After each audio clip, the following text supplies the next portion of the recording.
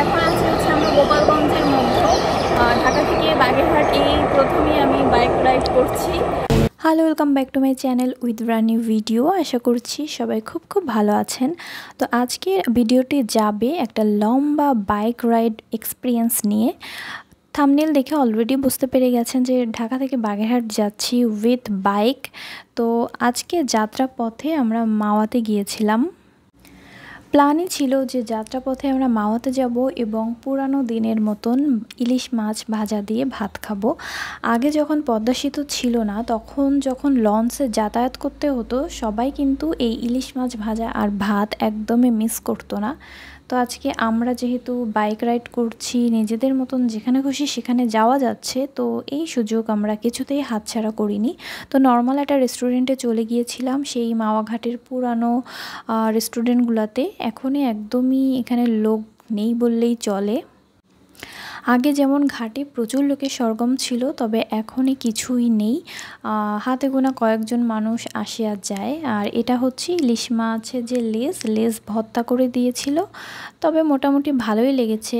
তবে ইলিশটা যে রিয়েল কিনা এটা নিয়ে আমার যথেষ্ট সন্দেহ ছিল, কারণ ইলিশে সেই রকম কোনো গন্ধ বাতাস কিছুই ছিল না। তো জাস্ট নর্মালি ভালো লেগেছে। তো আজকের দিনে প্রচণ্ড গরম ছিল, আর এই গরমে আসলে বাইক রাইড করতে গিয়ে মাঝে মাঝে ক্লান্তিবোধ চলে আসে। তো এই জন্য আমরা প্রায়ই চা খেয়ে নিচ্ছিলাম। তো খাওয়া দাওয়ার পরে আমরা এখান থেকে চা খেয়ে নিলাম। চা খেয়ে বেশ একটু চাঙ্গা হয়ে আমরা আবারও শুরু করে দিলাম আমাদের রাইড।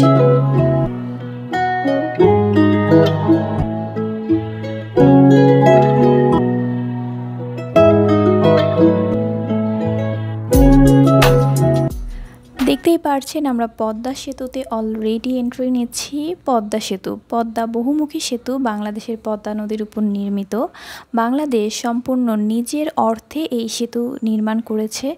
এই সেতু নির্মাণে কিন্তু আমাদের বর্তমান সরকারের প্রচুর চ্যালেঞ্জিং কিছু গল্প রয়েছে। তবে আমাদের দক্ষিণাঞ্চলের মানুষের কাছে পদ্মা সেতু হচ্ছে একটা স্বপ্নের নাম, কারণ এত সহজে আমরা এখন যাতায়াত করতে পারছি।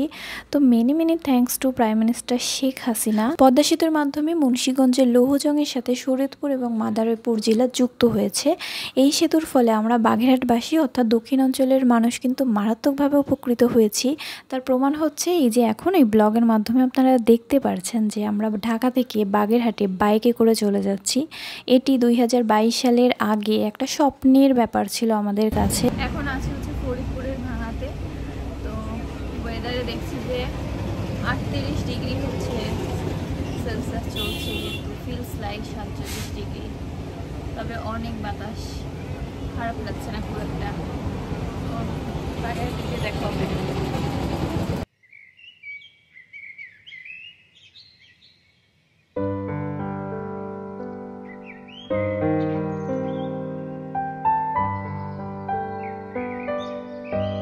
ঢাকা থেকে বাগেরহাট এই প্রথমেই আমি বাইক রাইড করছি।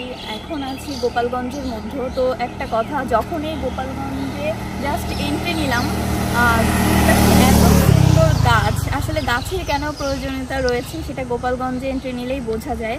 যতক্ষণ আমরা ঢাকা থেকে আসছিলাম এত রোদ, কিন্তু এই রাস্তায় এখন দাঁড়ায় আছি শুধুমাত্র এই যে গাছের জন্য। তো গাছ সবার মাস্ট লাগাতে হবে, এটাই ছিল একটা ছোট্ট মেসেজ। তো যাই হোক, এখনও আমাদের বাগেরহাট যেতে 1.5 ঘন্টার মতন টাইম বাকি আছে। তো দেখা যাক রাইডটা কেমন হয়, অবশ্যই ব্লগের সাথে কিছু শেয়ার করবো। প্রায় 216 কিলোমিটার পথ পাড়ি দিয়ে আমরা কিন্তু এখন বাগেরহাটের পথে। আর বাড়িতে পৌঁছাতে আমাদের বেশ সন্ধ্যায় হয়ে গিয়েছিল। মাঝপথে কোনো ব্লগও করিনি, কারণ বাড়ি ফেরার একটা তাড়াও ছিল। আর এই হচ্ছে আমার ছোট্ট একটি ননদিনী, শ্বশুরবাড়ির দিকে একদম ছোট একটা সদস্য, খুব মিষ্টি সে। তো পরের দিন ভোরবেলা আমরা চলে গেলাম এরিয়া দেখতে। আসলে শ্বশুরবাড়িতে এটাই প্রথম আমার যাওয়া বিয়ের পরে। তো আমি আশেপাশে একটু ঘুরে দেখছিলাম। যেহেতু ঘূর্ণিঝড় রেমেলের আগ মুহূর্তেই আমি গিয়েছিলাম, একদম পরিবেশটা থমকে ছিল বলে অতটাও বাতাস ছিল না, তবে নির্মল প্রকৃতি কার না ভালো লাগে। তো কিছুটা ভিডিও আমি আপনাদের সাথে শেয়ার করছি।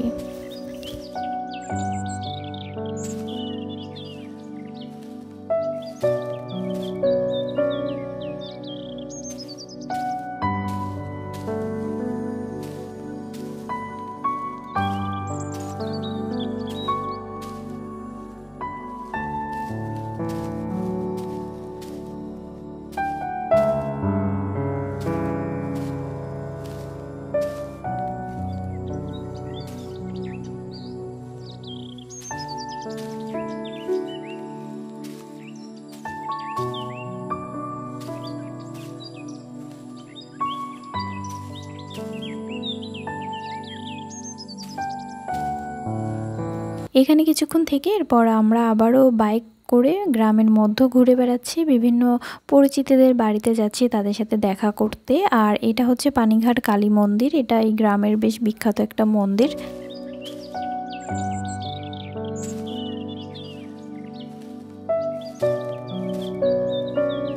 তো সকালে সকালে সবখানে ঘুরে আমরা আবার বাড়িতে ফিরে আসলাম। আর বাড়িতে এসে টুকটাক খাওয়া দাওয়া করে আমরা এখন বাড়ির আশেপাশে যেসব গাছপালা রয়েছে ওগুলো দেখছিলাম। যেহেতু আমি প্রথমবার গিয়েছি তো সবাই আমাকে দেখাচ্ছিল যে বাড়ির আশেপাশে কি আছে। তো এই যে দেখুন গাছ ভরা লেবু, একটাও পাতা দেখা যাচ্ছে না, তবে এত বেশি লেবু হয়েছে যে লেবুর সাইজগুলো খুব ছোট হয়ে গিয়েছে।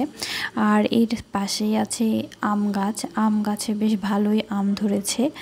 আর গ্রাম বাংলায় যা হয় আর কি, গ্রামের যে রূপ আর প্রাকৃতিক সৌন্দর্য এমনিতেই সব কিছু ভালো লাগে। গ্রাম বাংলার এই যে বৈচিত্র্যময় নৈসর্গিক সৌন্দর্য, এটা কিন্তু বাংলাদেশের প্রত্যেকটি গ্রামেই রয়েছে।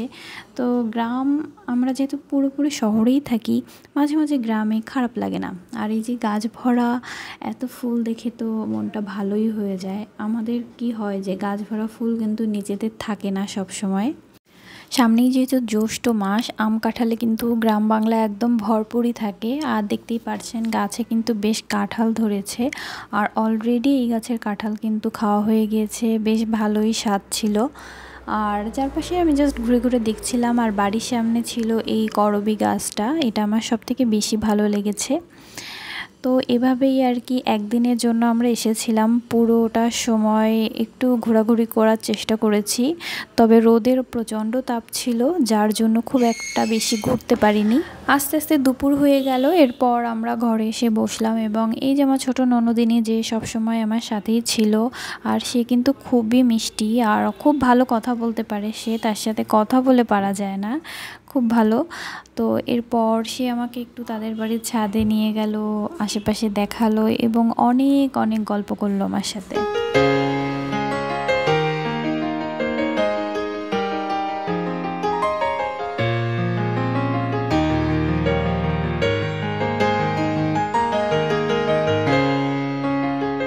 দুপুরে খাওয়া দাওয়া করে বাড়ি থেকে বের হয়ে আমাদের বাগেরহাটের বাসায় কিছুক্ষণ টাইম স্পেন্ড করে আবারও ঢাকার উদ্দেশ্যে রওনা দিলাম।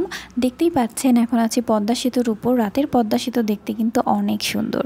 ব্লগটা আমি এখানে শেষ করে দিচ্ছি। ব্লগটি কেমন লাগলো অবশ্যই জানাবেন। আর একদিনের বাইক ট্যুর, এটা জাস্ট আমাদের মেমোরি হিসেবে কালেকশনের জন্যই আমরা ব্লগটি বানিয়ে রাখছি। Thank you for watching, by.